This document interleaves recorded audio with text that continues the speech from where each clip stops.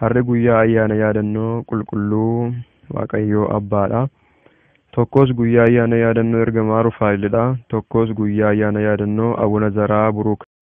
Maqaa Abbaa, maqaa Ilmaa, maqaa Hafuura Qulqulluu, Waaqa tokkoo. Ameen. Gaafa guyyaa 13. Harri guyyaa ayyaana yaadannoo qulqulluu Waaqayyoo Abbaadha. Tokkos guyyaa ayyaana yaadannoo ergamaa Rufaa'elidha. Tokkos guyyaa ayyaana yaadannoo Abuna Zaraa Buruukidha. Eebbi isaanii hunduma kiristaanarra oolee kan bule haa ta'u hanga bara baraatti. Ameen.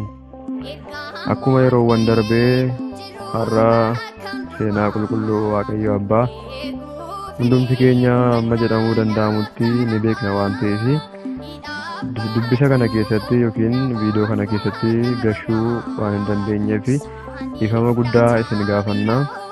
Har'a kan qulqulluu ergamaa Rufaa'elii fi kan qulqulluu Abuna Zaraa Buruukiin isiniif dhiyeessina. Waaqayyoon gadhumaatti akka waliin taatan hunduma keenya akka waliin taanee sagalee kana dhaggeeffannu, sagalee kanarraa barannu Waaqayyoo Abbaan keenya nu gargaaru. Ameen. Ergamaa qulqulluu Rufaa'el. Ergamoota hangafoota 7 keessaa tokko ana Rufaa'elidha. Xoobiit 12:13. Rufaa'el jechuun jechoota Hebruu lamarraa kan dhufe yoo ta'u, jechi Ruufaa jedhu qoricha jechuu yommuu ta'u, El kan jedhu kun immoo maqaan ergamoota hundumaa akkuma dhuma irratti jecha El qaban kan maqaan Waaqayyoo ittiin ibsamudha. Ergamaa koo si dura nan ergaa, maqaan koo isa irra waan jiruuf hin dheekkamsiisiin akkuma jedhu seera ba'uu boqonnaa 23:20 irratti ni arganna. Ergamaan kunis aboo gadameessa hiikuu yookiin deessuun akka hiikkattu gochuuf aboon kan kennameefidha. Akkasumas dhukkuboota hamoo garaagaraa irraa akka nama fayyisuuf aboon kan kennameefidha. Ergamoota hangafoota 7 keessaas isa tokkodha. Madaa namaa irratti kan muudame tokko Rufaa'el jedhee abbaan keenya Henook barreessee ture. Henook boqonnaa 6:3. Ergamaan kun keessumattuu ayyaanni yaadannoo isaa qaammee 3 yoo ta'u, roobni guyyaa kana roobus akka xabalaatti fudhatama. Namoota itti amananii xabala kana dhuganis dhukkuba garaagaraa irraa kan baraaru rooba araaraati jedhamee beekama. Ergamaan kun akka kitaaba Xoobiit irratti ibsametti nama Xoobiit jedhamuuf ija baddee kan bane yoo ta'u, intala Raagu'eel. Saaraa kan jedhamtu ammoo seexana Asmaandiyoos jedhamu hanga isheen dhirsa 7 heerumtee dhirsa ishee 7 irraa ajjeesaa ture akka ishee gadi lakkisuu kan taasisedha. Seenaan isaas akka armaan gadiiti.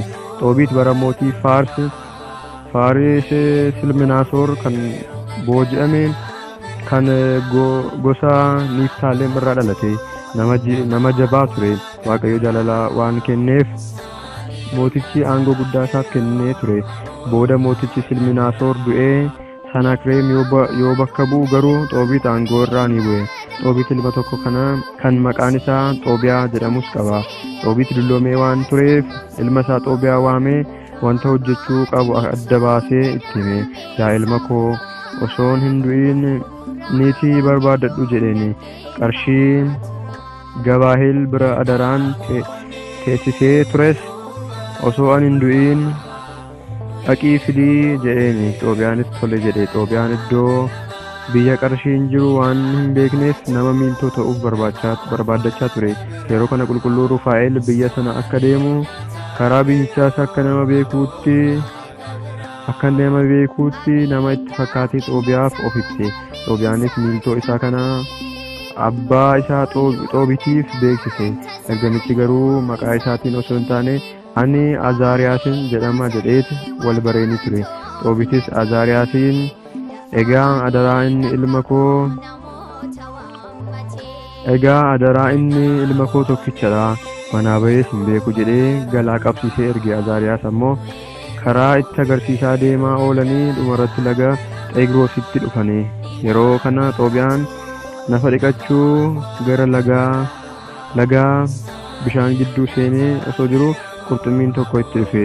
Azaariyaasis qurxummicha sana qabii gadi hin dhiisin jedheeni qabanii waliin baasanii. Sana booda ergamichi hadhooftuu fi tiruu isaa kana sirriitti gudunfii qabii kan hafe garuu bilcheessinee nyaanna jedheeni. Xoobiyaanis qurxummicha qalee hadhooftuu fi tiruu akkuma ergamaan sun jedheen gudunfatee qabate. Xoobiyaanis nama isa waliin jiru kanaan kana maaf qabadhu naan jette jennaan namni seexanni irra bule yoo itti aarsan seexanichi irraa bada jedheeni. Osuma karaa deemanii qulqulluu Rufaa'el namichaan har'a mana Raagu'eel bullaa innis fira keetii Saaraa kan jedhamtu intala bareedduu qaba akkasitti heerumsiisuu ittan siif hima jedheeni. Xoobiyaan garuu isheen namni ishee fuudhe hundi irraa du'a. Anammoo abbaa koof tokkicha yoon du'e warra koo nama awwaaluu hin argadhu nan sodaadha jedheeni. Rufaa'elis abbaan kee fira warra kee keessaa malee fuudhin kan siin jedhe hin dagatiin jedheeni. Anoo qoricha sittan agarsiisaatis hin duutu. Hadhooftuu fi tiruu qabatte kana itti aarsi seexanittis ni bada. Isinis jabaadhaa Waaqayyoon kadhadhaa jedheeni. Xoobiyaanis kana dhaga'ee gammadee fuudhuuf murteesse. Yeroo achi ga'anis Raagu'eel gammachuun simatee. Raagu'eel jechuun asitti abbaa Saaraadha jechuudha malee ergamaa qulqulluu Raagu'eel jechuu miti, akkasitti hubadhaa. Raagu'eel gammachuun simatee wanta isaanii hunda hubatee fira isaanii ta'uus ni bare. Hoolaa qalee jaalala isaa ibseefi. Ati ilma obboleessa kootiiti jedheeni. Innis isa guyyaa ergamaan itti hime sana yaadatee Saaraa intala kee kana akka niitii naaf taatuuf naaf kenni jedheeni. Abbaan Saaraas tolee keetumaa fudhu jedhe. Mana tokko Saaraa waliin erga galanii egaa akka Waaqayyo nu qajeelchu haa kadhannu jedhe. Asitti immoo kan nuyi hubachuu qabnu abbaan Saaraa yookiin Raagu'eel ati mucaa obboleessa kootii yeroo jedhu ati fira kootii jechuu isaati. Kana jechuun immoo fira fuudhuun hin danda'amu jechuu osoo hin taane fira kootii jechuun ati qomoo kiyyadha. Qomoo koo akkuma ergamaa Rufaa'el Xoobiyaadhaan abbaan kee fira kee keessaa fuudhi isa siin jedheen hin dagatiin jedheen. Kana jechuun qomoo kee keessaa jechuu isaadha malee fira kee jennaan firuma kee keessaa fuudhii jedhee akkas jechuu isaa miti. Asittis kan Raagu'eel ati ilma obboleessa kootiiti jechuun isaa jaalala isaaf qabu ibsuu isaati malee ati ilma obboleessa koo jedhee isuma sirrii isaa ilma obboleessa isaa miti, qomoo isaati jechuudha. Akkasitti hubachuu qabna jechuudha. Waaqayyo ifa nuuf godhu. Booda hadhooftuu fi tiruu sana itti aarse. Yommuu Xoobiyaan hadhooftuu fi tiruu sana aarsu seexanni Saaraa abbaa warraa ishee fuudhaa turan irraa ajjeesaa ture kan Asmaandiyoos jedhamu sun battalumatti Saaraa irraa bahee dhiyeesse. Sana booda itti hin deebine. Guyyaa sanas nagaan bulame. Fuudhaa fi heerumni isaaniis ni raawwate. Kanaaf ergamaan kun ergamaa gaa'elaas ni jedhama. Guyyaa 14ffaatti erga raawwatee booda gara biyyaa deebi'anii. Raagu'eelis qarshii jedhame sanas kenneefi eebbisee gara biyya isaaniitti erge. Xoobiit garuu ilmi isaa erga deemee guyyaa hedduu waan ta'eef mana taa'ee wanta hedduu yaaddaa ture. Wanta hamaanis ilma isaa akka karaa irratti hin arganne shakke. Yeroo ilmi isaa dhufus simachuu fiigee dhufe. Ijji isaa hin argu waan ta'eef ni kufe. Xoobiyaan garuu ija abbaa isaa sana hadhooftuu fi tiruu qurxummichaa sana yoo itti aarsu ijji isaa ni fayyiteef. Egaa guyyaan kun guyyaa ergamaan ija Xoobiit itti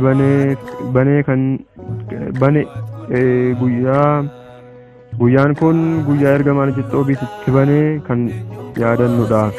Yeroo boodas Xoobiyaa fi Xoobiit oolmaa kana hunda kan isaanii oole nama Xoobiyaaf miiltoo ta'e kana waamanii gatii isaa hundumaas kennuufii barbaadan. Yeroo kanas ergamichi isin Waaqayyo keessan galateeffadhaa, ani ergamaadha. Hojiin koos kadhannaa namootaa kan ol baasan ergamoota 7 keessaa isa tokkodha jedhee of ibse. Isaanis dubbii kana yommuu dhaga'an ergamichaaf kufanii sagadaniif. Waaqa abboota keenya gooftaa galateeffattan. Qulqulluun kun gosa manaabirtii jedhamuuf dursaa ta'ee muudameera. Yeroo tokkos duuka buutonni gooftaa qulqulluu Rufaa'el nutti agarsiisi jennaan qulqulluu Mikaa'elii fi Gabriel waliin deemee kabaja isaa ibsee fi suga Waaqayyoo kenneefis ibsee fi deebi'eera. Guyyaa kanas manni kiristaanaa maqaa isaatiin moggaafame jaarraa arfaffaa keessa qulqulluu Teefiloos isa Iskindriyaatiin ijaarameera.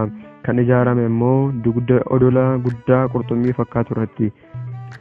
Batiskaanni sunis gargaarsa ergamichaan waggoota 300 tajaajileera. Galanni Waaqayyoof haa ta'u. Waaqayyoo kadhannaa ergamootaaf nutti haa araaramu. Sugni ergamaa qulqulluu Rufaa'el waliin haa ta'u hanga bara baraatti. Ameen. Tokko sarri guyyaa ayyaana yaadannoo qulqulluu Abuna Zaraa Buruukidha. Abuna Zaraa Buruuk kan dhalatan dhuma jaarraa 8ffaattidha. Hagayya 27 dhalatanii. Abbaan isaanii Damaa Kiristoos kan jedhaman yoo ta'u, haati isaanii ammoo Maariyaam Mogosaa jedhamu. Qulqullichi kun maqaan isaanii jalqabaa yommuu cuuphaman kan ba'eef Dhaggaa Kiristoos kan jedhu yoo ta'u, booda garuu gooftaan itti mul'atee maqaa isaanii kana akka jijjiireef qabsuura isaanii ni dubbata.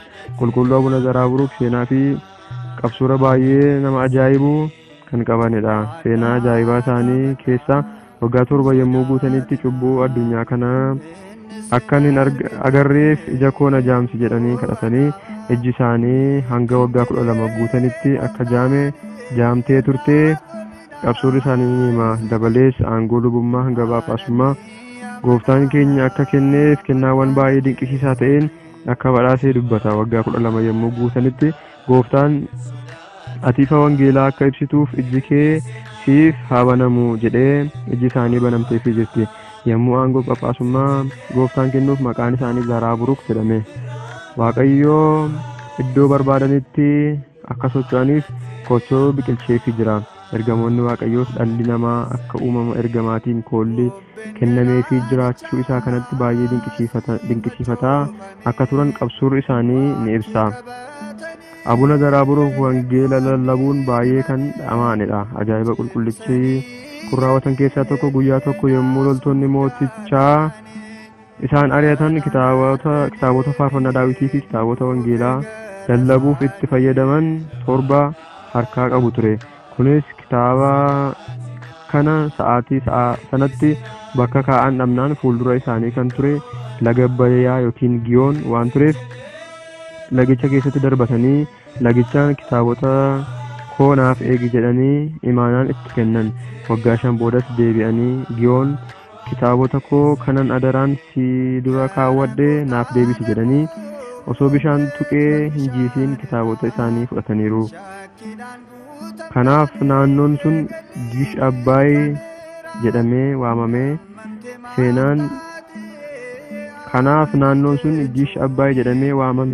Seenaan jedhu jira.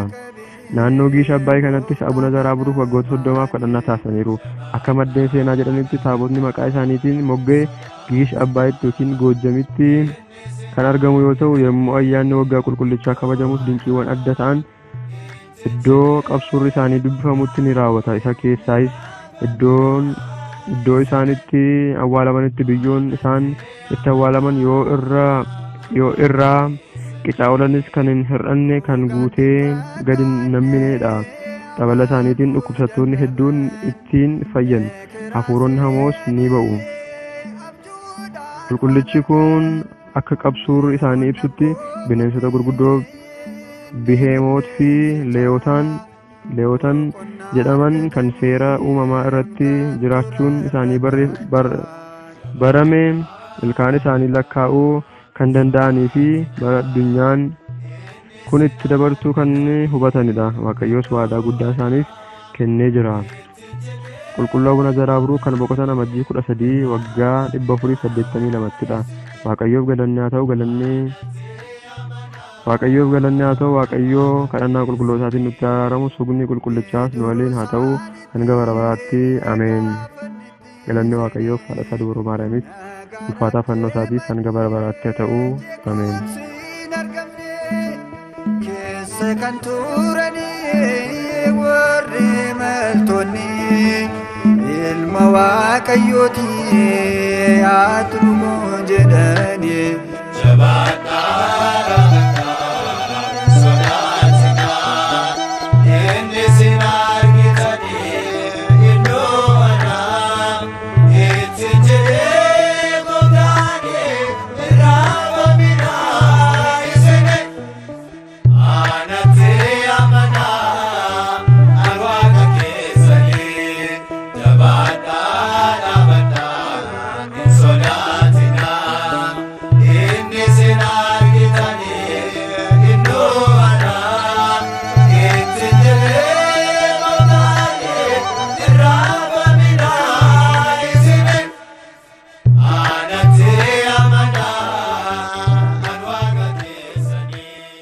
ገብርኤል ማርያም